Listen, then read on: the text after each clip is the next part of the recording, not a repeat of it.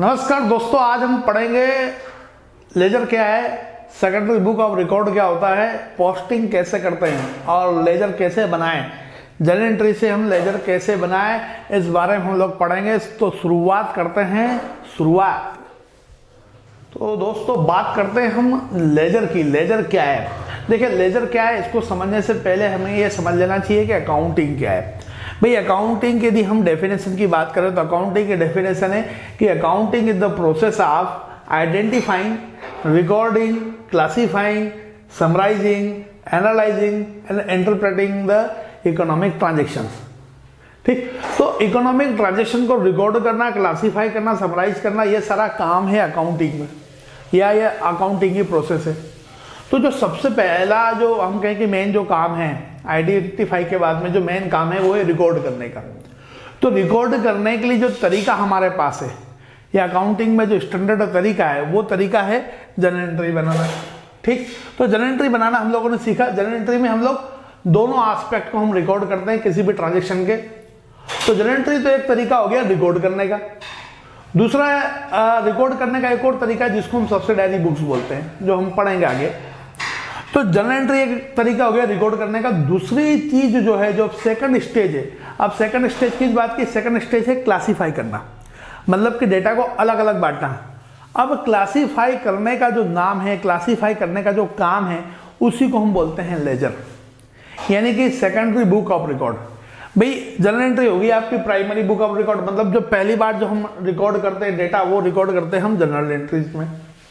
और इसके बाद में हम सभी के अलग अलग अकाउंट बनाने का जो काम है, सभी के अलग अलग अकाउंट बनाने का जो काम है, और सभी के अलग अलग अकाउंट हम जिस बुक में बना रहे हैं, उस बुक का नाम क्या है? लेजर। उस बुक का नाम क्या है? लेजर। बुक, कॉपी, जो भी आप बोले, तो उस बुक का नाम क्या है? लेजर। अब इसको सेकेंडरी बुक ऑफ रिकॉर्ड आप बोल सकते हो, क्योंकि प्राइमरी ये है, उसके बाद में सेकेंडरी वो है। आप ऐसा भी बोल सकते हैं कि एक टाइप ये ले आपके लिए रफ कॉपी और फेयर कॉपी है ना, पर उसमें आप मेनली काम क्या कर रहे हैं? मेन आप काम कर रहे हैं उस जो है डेटा को अलग अलग करना। भाई जैसे मैं आपको एग्जांपल तौर बताऊं कि ये मिस्टर राम जो है, अब मिस्टर राम मान लीजिए आपके पास आया, तो मिस्टर राम को सिर्फ राम के हिसाब से ही मतलब है, उसको बाकी चीजों से तो कोई मतलब नहीं है। अब जर्नल एंट्री में तो हम सब कुछ लिखते हैं, तो इन सब चीजों से राम को क्या मतलब है? राम को तो सिर्फ उसके हिसाब से मतलब है। तो इसका मतलब ये होगा कि हमें राम का अकाउंट अलग बनाना पड़ेगा। ठीक, यदि बिजनेस का ओनर जानना चाहता है भी टोटल परचेस कितने की, तो टोटल परचेस कितना किया, तो हमें परचेस का अकाउंट अलग बनाना पड़ेगा। तो यही काम हम लेजर में करते हैं। ठीक, तो हम देखते हैं एक एग्जांपल के थ्रू कि हम इसको कैसे लेजर बनाएं, कैसे हम जो है पोस्टिंग करें। मैंने एक एग्जांपल ले रखा है यहाँ पर, तो एग्जांपल से मैंने जर्नल एंट्री पहले से ही बना के रखी हुई है। एग्जांपल ये है कि स्टार्ट बिजनेस विद कैश 50,000। इसकी जर्नल एंट्री क्या बनेगी? Cash account debit to capital account 50,000, ये बनी हुई है पहले से। परचेज गुड्स इन कैश 10,000, तो purchase account debit to cash account, ये एंट्री बनेगी।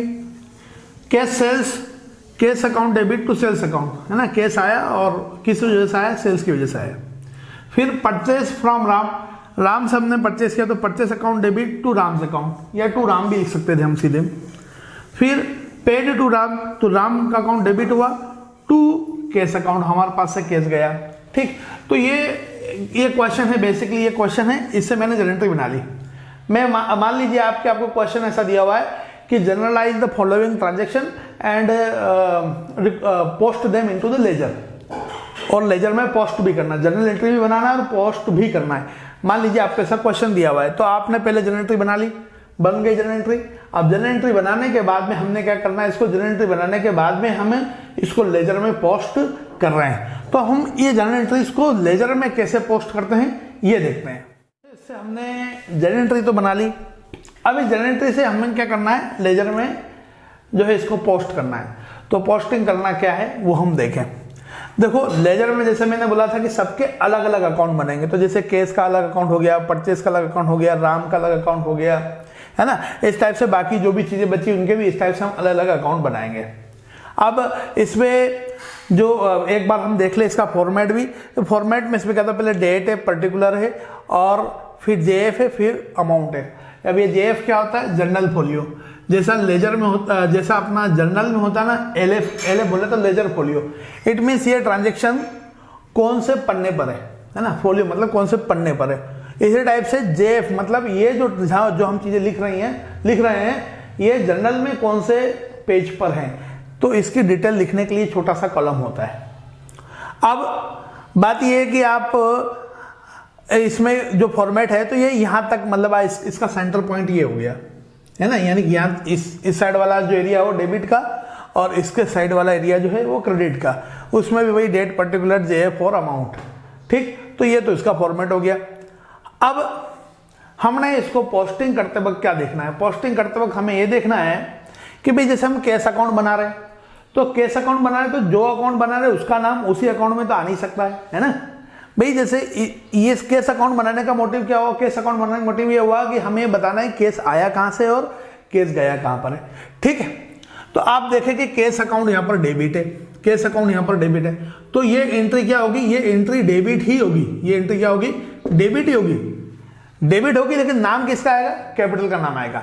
इसका मतलब ये होगा कि भाई कैश आया हमारे पास, कैश आया किस वजह से आया, किस चीज के लिए आया है, वो आया है आपके पास, आया है किस वजह से, ये आया है आपके पास कैपिटल के वजह से।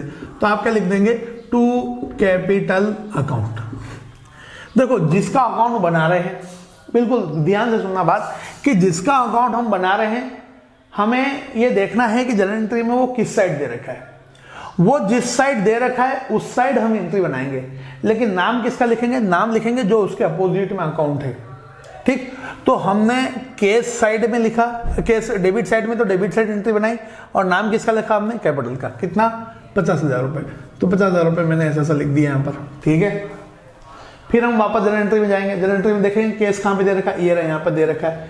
किस साइड में है, कैश क्रेडिट साइड में है और इसके अपोजिट में कौन है, परचेस है। तो हम क्रेडिट साइड में एंट्री बनाएंगे कैश अकाउंट के और क्या लिखेंगे, परचेस लिखेंगे। तो हम यहाँ लिख देंगे बाय परचेस अकाउंट, कितना रुपया है, परचेस अकाउंट में जो है 10,000 रुपये, 10,000 रुपये। ठीक, इसका क्लियर मतलब हो गया कि कैश आया कैपिटल की वजह से 50,000 रुपये और गया परचेस की वजह से 10,000 रुपये।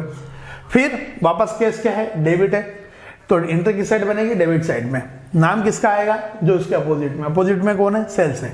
तो हमने यहाँ लिखा जनवरी, जो भी है जनवरी 3 है ना, यहाँ पर भी लिख देना चाहिए जनवरी 2। जनवरी 3 में हमारे पास केस आया, किस वजह से आया, सेल्स की वजह से, टू सेल्स अकाउंट। कितना रुपया, 5,000 रुपये। ठीक है, फिर क्या हो रहा है, फिर देखो यहाँ पर केस दिया हुआ है, केस किस साइड में, क्रेडिट साइड में, तो एंट्री किस साइड होगी, क्रेडिट साइड होगी। केस क्रेडिट में है इसलिए एंट्री भी क्रेडिट में होगी। लेकिन नाम किसका आएगा, जो इसके अपोजिट में, अपोजिट में कौन है, राम है। तो यहां हम लिखेंगे by Ram's account, by Ram's account. कितना रुपया, 8,000, तो 8,000 हमने लिख दिया। ठीक, इस पूरे जर्नल एंट्री हमने देख लिया। जर्नल एंट्री में पूरे में जो है और कोई ट्रांजेक्शन नहीं दे रखा है। ठीक, केस का नाम का, तो हम केस अकाउंट अब मान लो क्लोज कर रहे हैं, हम मान लो क्या मतलब कर ही रहे हैं, मानने ऐसी क्या बात है। अब हमने टोटल लगाया, टोटल कितना आया, 55,000। जो बड़ा टोटल है वो दोनों साइड लिखाता है, तो 55,000 हमने लिख दिया। इसमें से इस साइड वाला जो टोटल है कितना आ रहा है, 10 और 8 18,000, इसको हम माइनस कर देंगे। अब 55,000 में से हमने 18 को माइनस किया, तो 55 में से 18 को हमने माइनस किया तो बचेगा कितना, बचेगा आपका 37,000। ठीक, तो 37,000 हमने लिख दिया बाय बैलेंस CD। ठीक है, सही है। तो 37,000 जो हमने लिख दिया कि ये बैलेंस है। ठीक, यानी कि अल्टीमेटली इस अकाउंट को बनाने का मोटिव क्या रहा, इस अकाउंट बनाने का मोटिव ये रहा कि हम ये पता करें कि बैलेंस कितना बचा हुआ है। तो बैलेंस कितना बचा हुआ है, 37,000 का बैलेंस अभी हमारे पास बचा हुआ है।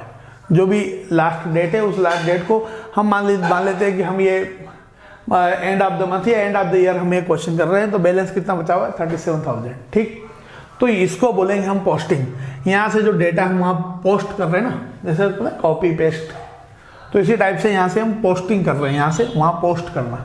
ठीक, इसको बोलेंगे हम पोस्टिंग। तो ये हुआ केस अकाउंट हमने बनाया। इसी टाइप से हम क्या करेंगे, परचेस अकाउंट बनाएंगे। देखते हैं परचेस का लिखा है, एक तो यहाँ पर लिखा हुआ है, तो परचेस किस साइड में है, डेबिट साइड में, तो एंट्री किस साइड बनेगी, डेबिट साइड ही बनेगी। तो डेबिट साइड बनेगी, लेकिन नाम किसका आएगा, जो इसका अपोजिट में, नाम आएगा किसका, जो अपोजिट में कौन है इसके, केस है, तो 2 केस लिख देंगे हम, 2 केस लिख देंगे, कितना हम 10,000, ठीक, यानी कि परचेस हुआ है, कि परचेस हुआ है किसकी वजह से, केस की वजह से।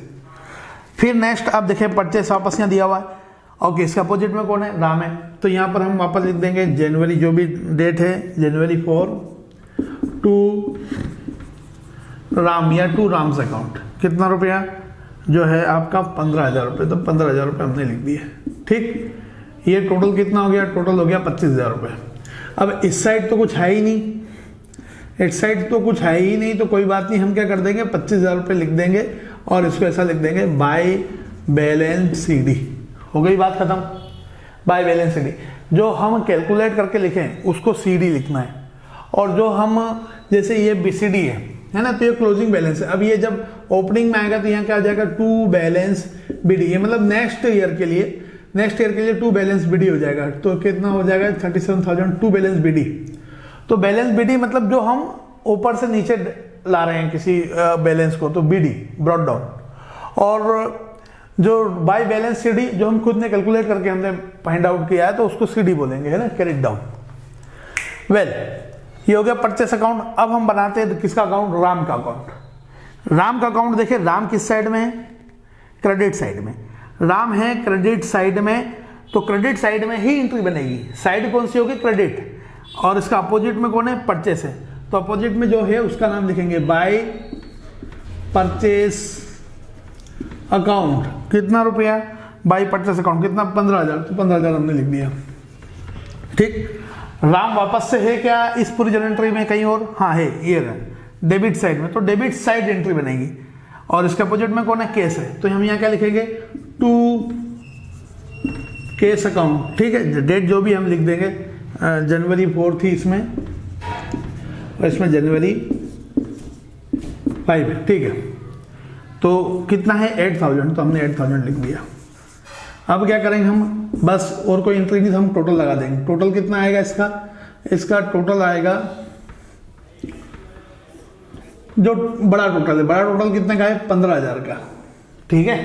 तो बैलेंस किस साइड आना चाहिए, बैलेंस साइड आना चाहिए, 15 में से 8 गए तो बचे कितने, 7,000, तो ये लिखाएगा टू बैलेंस CD, कितना रुपया, 7,000 रुपये, ठीक। यानी कि जो 15,000 रुपये का जो हमने जैसे गुड्स परचेज किया उसमें 8,000 दे दिए, 7,000 रुपये और देना बाकी है, 7,000 रुपये और देना बाकी है, ठीक। तो इसी तरीके से हम जैसे बाकी जो बचे, जैसे कैपिटल बचा हुआ है तो कैपिटल का अकाउंट बना लेंगे, सेल्स बचा तो सेल्स का अकाउंट बना लेंगे, तो ये जो है सारी पोस्टिंग हो जाएगी, ठीक है। तो पोस्टिंग का मतलब क्या हुआ, पोस्टिंग का मतलब ये हुआ कि हम जो है जर्नल के जो डेटा है उसको हम ट्रांसफर करते हैं डिफरेंट अकाउंट में, ठीक है। और लेजर का मतलब क्या हुआ, लेजर इट मीन्स ऐसी बुक है जिसमें हम, बुक नहीं बोला है, बुक बोला है, ऐसी बुक है जिसमें हम डिफरेंट अलग अकाउंट बनाते हैं, ठीक है। तो ये अकाउंटिंग की कहेंगे जो सेकंड मोस्ट इंपॉर्टेंट, या थर्ड भी बोल सकते हैं, आइडेंटिफाइंग, रिकॉर्डिंग, और उसके बाद बोलेंगे क्लासीफाई। तो क्लासीफाई करने का काम किस में हो रहा है, वो लेजर में हो रहा है, वो सेकेंडरी बुक ऑफ रिकॉर्ड में हो रहा है। आई होप आपको लेजर क्लियर हुआ होगा। फिर मिलते रहेंगे, तब तक के लिए अलविदा, have a great day, thank you very much.